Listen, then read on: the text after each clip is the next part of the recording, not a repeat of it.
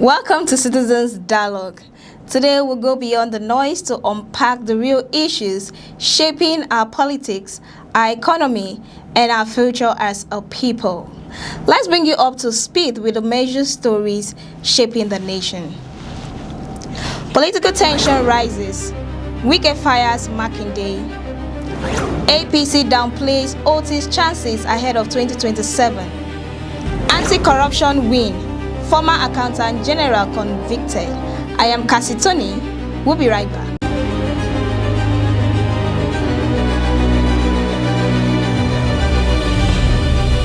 Joining us now is King Ojalo. Good to have you, Ojalo. Thank you for having me again, Kasitoni. It's always my pleasure being here as usual. Hope you had a good night rest. Of course, thank you so much. All right, looking at the political tension between Wike and Makinde, the powerful G5. Wike has always been publicly criticizing, or will I say mocking Makinde yes, with those quotes. According to him, I'm going to exactly quote what he said. He said, "You wanted money, I wanted power. Stay where you are as a contractor." So this, you want money, I want power. If we're going to play back to how this G5 crisis actually started, yes. President Tinubu wanted to nominate Minister of Power from the Oyo State. Now, Seyi Makinde actually brought out a nominee, someone who he wanted a candidate, someone who he wanted to nominate for the managerial slot. But the president gave it to Adebayo Adelabo. That was how the crisis started. So Adebayo Adelabo is the current Minister of Power. That's how the crisis started between the president, the FCT minister, and Seyi Makinde himself.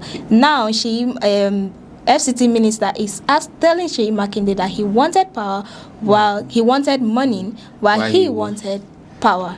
Do you think this is the reason for this crisis in the party? That aside, there's a major reasons why Nigerians don't really know. Now, if you look at your findings, Kasi, I think that is a similar. Is also among the combined reasons why the conflict between these two prominent individuals has been unraveling, in this coalition. Now, looking at Seyi Makinde and Wike, you know them to be a G5 companion in that earlier time of that is the 2022 convention, where it was. So this was when they collaborated that so-called G5. Group and thereabout. The purpose of that G5 was actually a integrated group which was about bringing a PDP to be mandated for president using the flag bearer as a then Atiku. Then Atiku became the flag bearer while Wike was the second runner-up. Then when Atiku won, Wike expected Atiku to make him his vice president, but instead he went for the former Delta State governor by the name Okowa. Yes, that was when this whole conflict, escalated to this form. That is what most Nigeria don't know. And as at then, that was when Wike, how to pick this so-called renewed hope, had a joint whatever with the APC, which aggravated the president, the current president, when he won the election as president, appointed him as his minister. And if you look at it, at the headliners, I could remember vividly where he said, I choose to make sure that Rivers State vote for President Tinubu so that my political mandate will not be abolished, will not be totally demolished. I remember vividly well. So it was then this Oko crisis started, where Seyi Makinde stood his ground to say, no, we are not going to use this platform to support any opposition. You understand? This crisis has been on since that 2023 election, starting from the convention 2022. So that is what most Nigerians don't know. So this has been the so-called beef that has been, and that is when the so-called G5 group, integrity group, ended, because there was no need of so-called G5 when these two people are splitted. You understand? And also the removing of the then chairman from the coalition was another reason why the so-called crisis between these two prominent people has been escalating. So Wike, yes, we know he has been a frontliner of PDP, as well as Seyi Tinubu. Seyi Tinubu became governor, even starting from local government chairman in Oyo State through that party platform. You understand? And if you look at it, he has not switched. He has not had any, his political ambition, his political career has been all in PDP. You understand? So it's another side of Makinde, standing his grounds and should be highly supported in that form. Wike, I also know that yes, Wike too has a stand in PDP, but that nevertheless, that doesn't mean you want to use that platform to make sure that you use it to mandate another political coalition, which is uncalled for, and that is what they are standing against. When the registration of the then national chairman, that by the name Eyochi Ayo, and also the other individual, meshed together, they stood against it that look, PDP cannot have two-sided chairman and a presidential candidate from the north.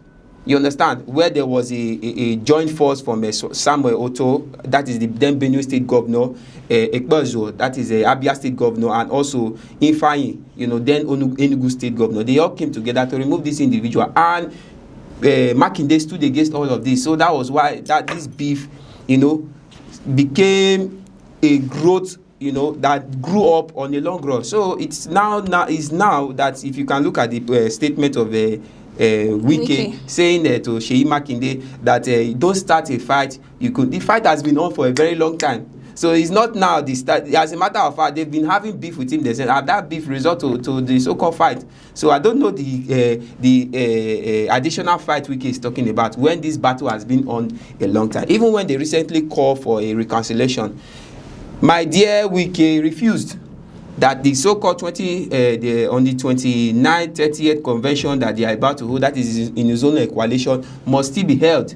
Even when the convention in Oyo State was held, choosing the Turaki-led group, making the Turaki the PDP national chairman.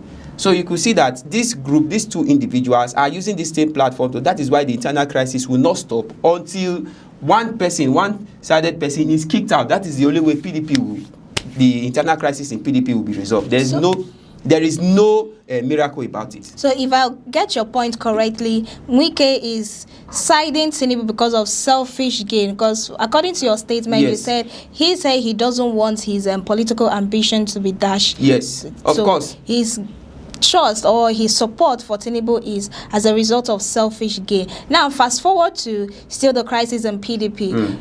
According to critics or to my findings, Makinde is aspiring for 2027 presidential ballots, and Wike doesn't want that to happen. That's why all of this crisis is happening. The Makinde ambition, to me, I don't think it might really it will be enforced, because there are a whole lot of high-profile personalities that has had interest in becoming a flag bearer of PDP even before this crisis worsening.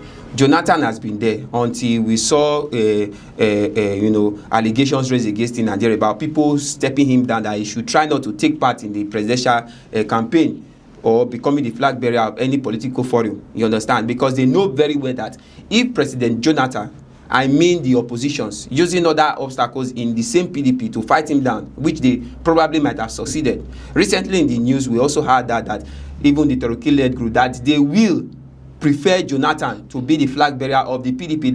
That is when this crisis is put to an end, and when the Supreme Court make sure that the Turaki-led group is recognized. So to tell you that Seyi Makinde, yes, he has the ambition, he has the intention to run for presidency, but that is not guaranteed, because there are a whole lot of people who has interest in this, and there are a lot of Nigerians who might not really back his ambition if he actually comes to life or to limelight. So my final thought on all of this is very, very simple.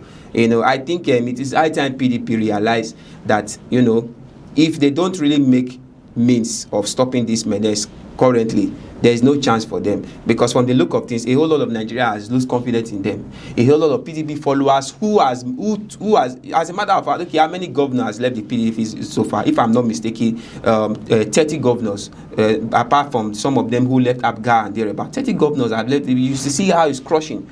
I really like the statement of one of the spokesperson yesterday, where he said that there is still hope, even if we only have 2 governors and 5 House of Senate, that PDP also have what it takes. It is not all about PDP now. Seyi Makinde stated it that, look, it is the APC against PDP, and the people are backing PDP. That's what he's trying to say, is Nigerians are with PDP, why the APC is using the current administration force. You know what I mean? So the president being in the APC might use the presidential power to gain his way into seat again. Why, democracy says that it is for the people. So any party that the people is backing or siding definitely has more weight than the current administration, which Nigerians should know. So in other words, in essence, and all of this that you're saying, that the crisis can only end if one person decides to back down. Yes, of course, and that person is. It should be that person who has been causing, who raised this, who orchestrated the menace happening in the PDP. Thank you so much. Still in politics, APC downplays Otti's chances ahead of 2027.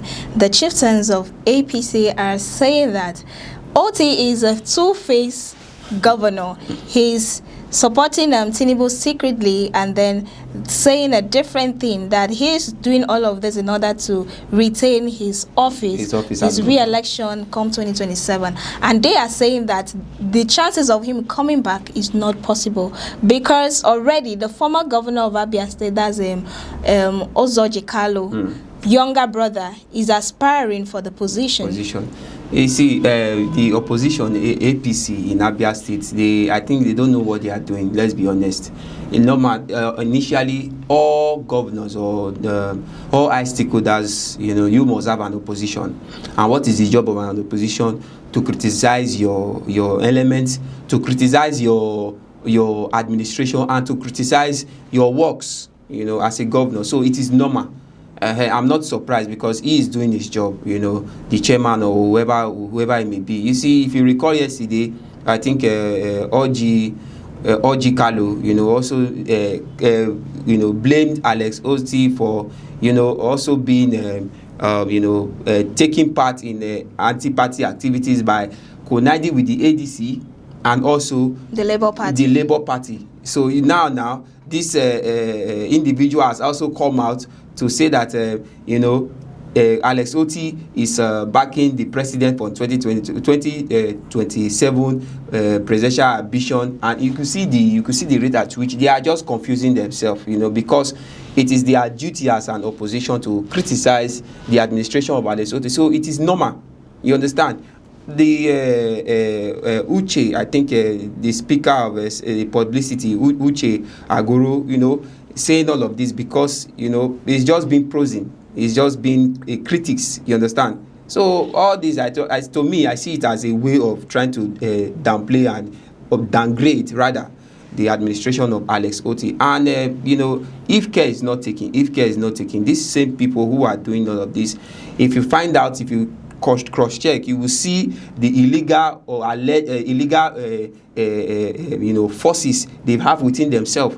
And if Alex Otti decide to stand, I recall where it was Alex Otti in his house was interviewed. He said, look, if I choose to stand and make sure I raise allegations against these oppositions, many of them will be in prison, and which is true. But he said that he doesn't have time for all these things, because he doesn't want anything to distract, you understand, his administration processes. He doesn't want whatever he has for the people of Abia to be removed from his brain. So that is why he's just leaving them. Even when he was persuaded by Benjamin Kalu to join the APC, and he said, no, I am standing and I'm going to whatever issues that is happening in the Labour Party, I'm going to stand with it until it is be resolved. That is a governor who indeed knows what he's doing. It is not like the rest who has been in PDP that brought them into limelight. They defected because they say that the boat is sinking. Okay, jumping ship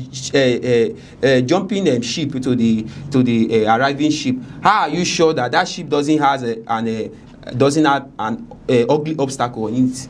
But Otti is having foresight and seeing all of this to remain steadfast where it belongs, because he knows definitely it will be resolved anytime soon, and some individuals are coming to criticize. So it's unfortunate. It's unfortunate. Whoever that is orchestrating all of this, trying to find accusation on the people's governor, because to me he's the people's governor. Everyone has, they've applauded him, most especially those in Abia have applauded him, even those outside Abia, those in diaspora. I've seen his good works, and they are giving him comments and, you understand, recommending him, giving him credit. So what else do they want? So in other words, this issues happening in Abia State is as a result of Otti refusing to join the ruling party, of course, and standing on his mandate. Then he should be true to that mandate rather than playing two-sided, and being even a two-sided even if he's being a support to President Tinubu, it's just as a means of recognizing the president, because for sure anytime soon the Labour Party, if at the long run they have a flag bearer to contest for presidency, definitely he will mandate his own personnel in the coalition. Thank you so much, Ojalo. Coming up next is the judgment of former Accountant General of the Federation. Stay with us. Still on the show, Citizens Dialogue, and I'm Kasituni with King Ojalo. On Monday, March 23, 2026, the former Accountant General of the Federation, Chukwunyere Anamekwe, was sentenced to 72 years imprisonment by the presiding judge, that's James Omotosho, yes, for alleged 868.4 million naira money laundering and fraud. Now, before this Chukwunyere was sentenced, we already know that Ahmed Idris was also arrested by the EFCC, yes, for fraud and money laundering. For fraud and money laundering, he was accused of 80 billion naira. 80 billion. Yes, 80 billion naira, which when it was presented at the court, they said it was 109.4 billion naira fraud. Who are they supposed to sentence first? Because from the look of things, they have suspended Idris' case. They put him on bail. He's on bail. He's walking freely. And this one does not have bail. Yes, this one doesn't have bail. Instant judgment was pronounced on him. They raised about 9 allegations against him. Each of the 9, he's supposed to serve 8 years each. And out of that, resulted to the 72 years imprisonment. So who are they supposed to fight here? You see, when it comes to James Omotosho trying to pass a judgment, you could see, I think James Omotosho is not being fair in his jurisdiction. Let's be honest. Recall where he sentenced Mazin Nandikalo to life in prison. This is the same person. It now looks as if he's been assigned to sentence any Igbo individual, any Igbo high-profile stakeholders, and if you look at his sentence or his judgment, he's so strict. I am not supporting the former Accountant General of the Federation. No, I think this is a criminal offense. 868.4 million is nothing to be compared to what Malami took, almost, if I'm not mistaken, 1 point something billion or more, 2 point something or more beyond that. It's not up to what this individual you just called now, Idris has taken. But look at this judgment now, and the worst part, he has no option of fine. He is not granted bail in any way. He's been sentenced to 42 years. It's more or less like a life sentence. So what are we saying in essence is he's going to die in jail. You understand? This is not the first time some individuals has been alleged or probed for money laundering in Nigeria. So the question is, why has Justice Omotosho decided to sentence this former Nigerian civil servant by the name Emenikwe Owobuku? There is something fishy somewhere, because I don't see any reason why this sentence should be this prolonged, and secondly, should not be given any bail. I think there's something fishing, but nevertheless, I think from this action of the former civil servant and the former general of Nigeria, it's unfair. That money was huge indeed, and from my research, it was because he was appointed by the former president in 22 May 2022, and that funds was actually given to him for the military fighting of security, yes, and the military, yes, enforcement. For the military enforcement, getting of weapons and thereabout for the military, it was implemented. Then he deviated it to his own self-use, and looking at so many things he spent there, I was able to recall many of them, the companies he used those funds for.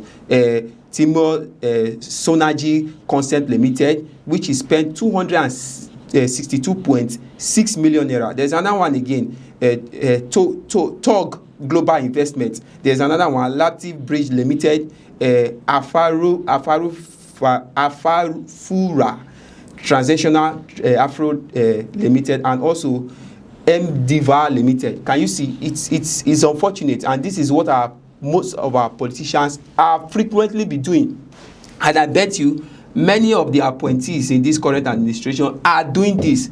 But another thing I came to realize, why is it that until they left their positions, that is when the so-called security agent, the DSS or EFCs or whatever they call themselves, apprehend them? Why can't these people be apprehended when they are looting these funds? As I speak to you, Cassie, I bet you most of these so-called appointed ministers and whatever governors, they are looting funds now. Why are the EFCC not apprehending them? If I may jump in, isn't, yes, that a bit contradictory? That is what I'm saying. Because fighting insecurity, are they saying that because of the money that was siphoned is the reason why we're still facing insecurity in the country? Of course not. Because it definitely cannot be exactly that's the reason. Because just like you mentioned, there are so many corrupt politicians who has defected to the APC which are not even being probed. Their cases are closed. Exactly. What if peradventure in this scenario, this particular Chukwunyere decided to join the APC? Because if you're going to judge by this, there are so many of these politicians, corrupt politicians, who has defected to the APC and they are not being probed. If this Chukwunyere has joined APC, will he have been probed or even sentenced to a whole 72 years in prison? Of course, just like our dear Senator Adamso Shomele, once you join the APC, your sins will be forgiven. So probably he didn't make any move towards that. That is why his case has been opened. I'm not trying to support his deed, but nevertheless, I think it should be looked into again. You understand? You can't just you allow others go scot-free. Ngige the other time was alleged to steal, I think, 2.8 billion naira. When he was when he was a governor, and he was apprehended by the still EFCC, and yet Ngige was given a fine and he is working scot-free. Our dear Yaya Bello, who was approved for almost 8.5 billion. Recently, I heard that his visa has been given back to him, and this is the same individual who wants to contest for a senatorial district in Kogi State, thinking of how they will remove Natasha. Can you see what you see? You could see the controversy. So to tell you that Justice Omotosho should be checked into.